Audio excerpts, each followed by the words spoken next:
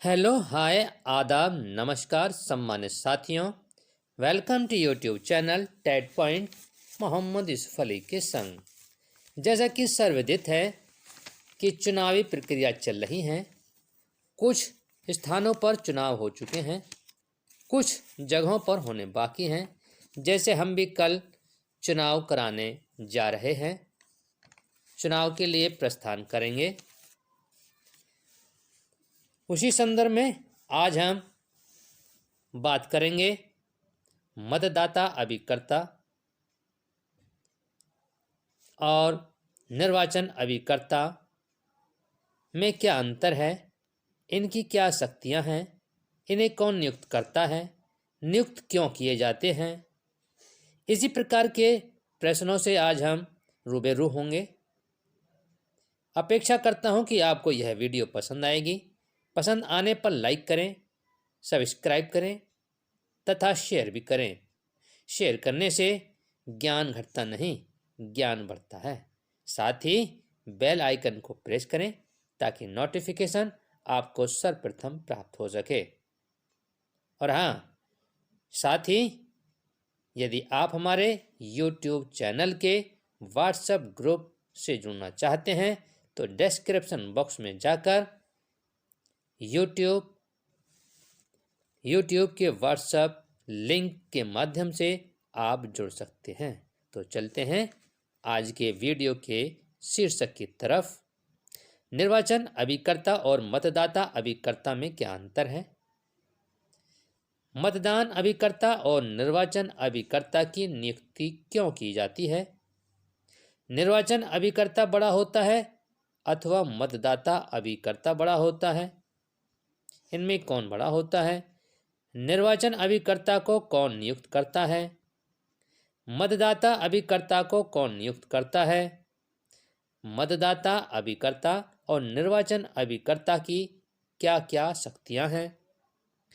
एक बूथ पर कितने अभिकर्ता नियुक्त किए जा सकते हैं?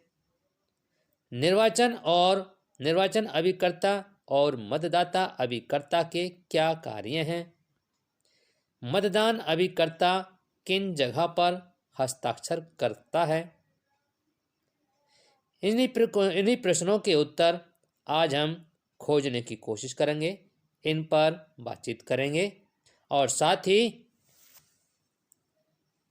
ही हम एक प्रपत्र लेंगे और उस पर किन के साइन, यदि अभिकर्ता के साइन होते हैं तो वहाँ पर निर्वाचन अभिकर्ता के साइन होंगे या नहीं, उस पर हम ब्लैंक फॉर्म भरे हुए फॉर्म पर भरकर बताएंगे, आपको समझाकर बताएंगे। तो चलते हैं इन सवालों के जवाब ढूंढने के लिए। यदि आप इन सवालों से संतुष्ट हों तो शेयर अवश्य कर दीजिए।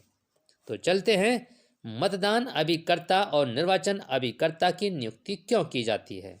सबसे पहले इस प्रश्न पर बात करते हैं। निर्वाचन अभिकर्ता की नियुक्ति इसलिए की जाती है क्योंकि प्रत्याशी का निर्वाचन क्षेत्र बड़ा होने के कारण प्रत्येक मतदान केंद्र पर पूरे वक्त उपस्थित नहीं हो सकता अथवा उपस्थित नहीं रह सकता। कौन नहीं रह सकता? प्रत्याशी, जो उम्मीदवार है, क्योंकि क्षेत्र बड़ा हो जाता है। आगे चलते हैं। इसमें प्रत्याशी निर्वाचन अभिकर्ता को हस्ताक्षर करने की पावर देता है, लेकिन हस्ताक्षर निर्वाचन अभिकर्ता अपने ही करेगा। कहने का अभिप्राय यह है कि निर्वाचन अभिकर्ता के हस्ताक्षर की शक्ति प्रत्याशी के बराबर मानी जाती है। मतदान दिवस के दिन यह विशेष चीज है कि हर समय नहीं, हर दिन नहीं, सिर्फ मतदान दिवस के दिन तक। आगे चलते हैं। तथा मतदान अभिकर्ता फर्जी मतदाताओं की निगरानी करता है तथा उस मतदान केंद्र का प्रभारी होता है। वह चैलेंज वोट पर भी आपत्ति कर सकता है, वह टेंडर वोट पर भी आपत्ति कर सकता है, वह फर्जी वोटर पर भी रोक कर सकता है। तो जो वोट उसे जिस वोट पर भी उसे शक लग सकता है कि यह फर्जी हो सकती है, उस वोट पर वो ऑब्जेक्शन कर सकता है, उसे पूरा अधिकार है, उसे पूरी पावर होती है। अब चलते हैं आगे। प्रश्न नंबर 2, मतदान अभिकर्ता की नियुक्ति कौन करता है?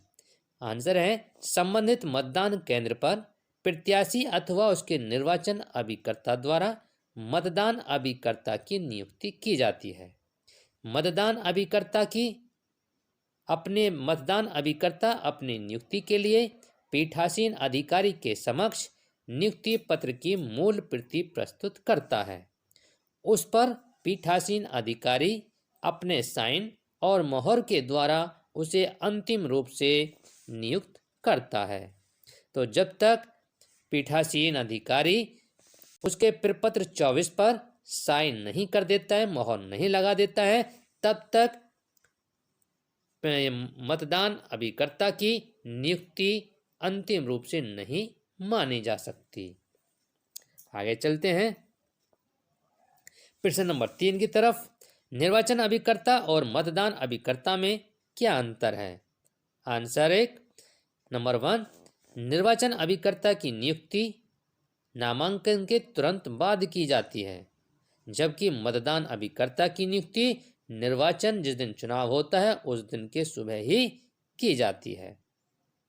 नंबर 2, मतदान अभिकर्ता प्रत्याशी अथवा निर्वाचन अभिकर्ता के माध्यम से नियुक्त किए जाते हैं, जबकि निर्वाचन अभिकर्ता प्रत्याशी के माध्यम से नियुक्त किए जाते हैं।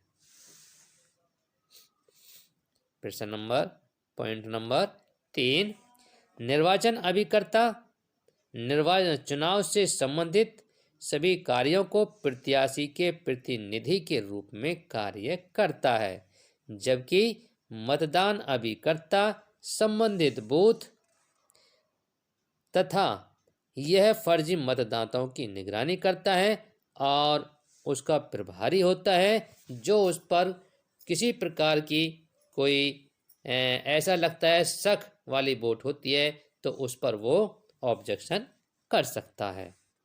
प्रश्न नंबर 4, प्रत्याशी निर्वाचन अभिकर्ता को एक ही नियुक्ति करता है।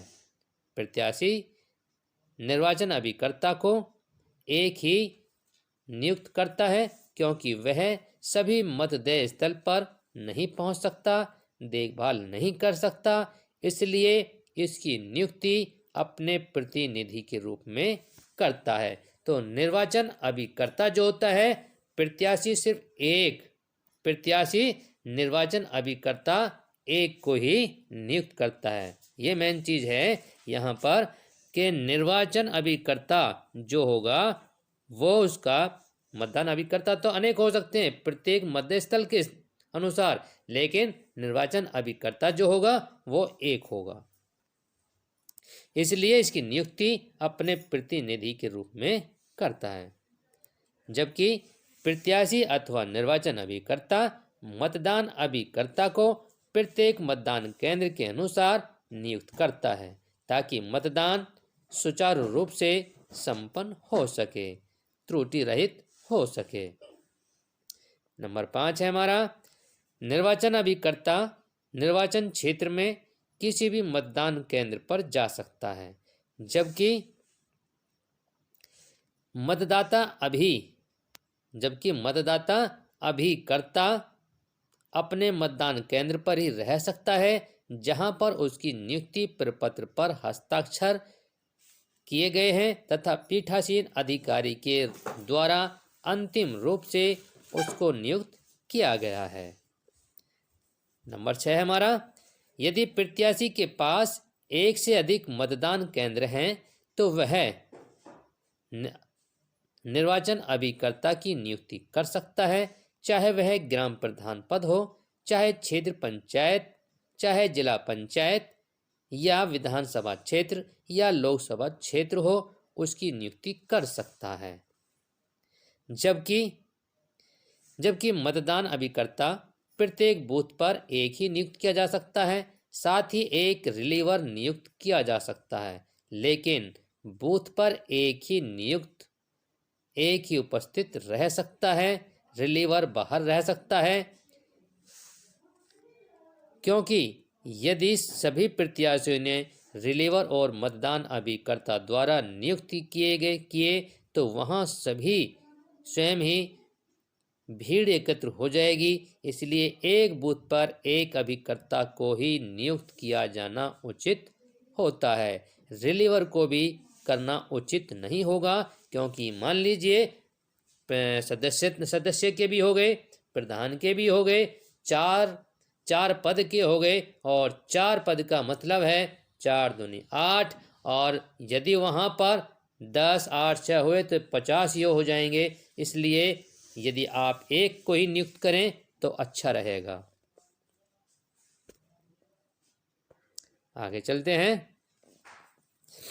पॉइंट नंबर 7, चुनाव सामग्री प्राप्त करते समय पीठासीन अधिकारी को प्रत्याशी अथवा उसके निर्वाचन अभिकर्ता की हस्ताक्षरित प्रतिकृति प्रदान की जाती है, जबकि मतदान अभिकर्ता के संदर्भ में ऐसा नहीं है।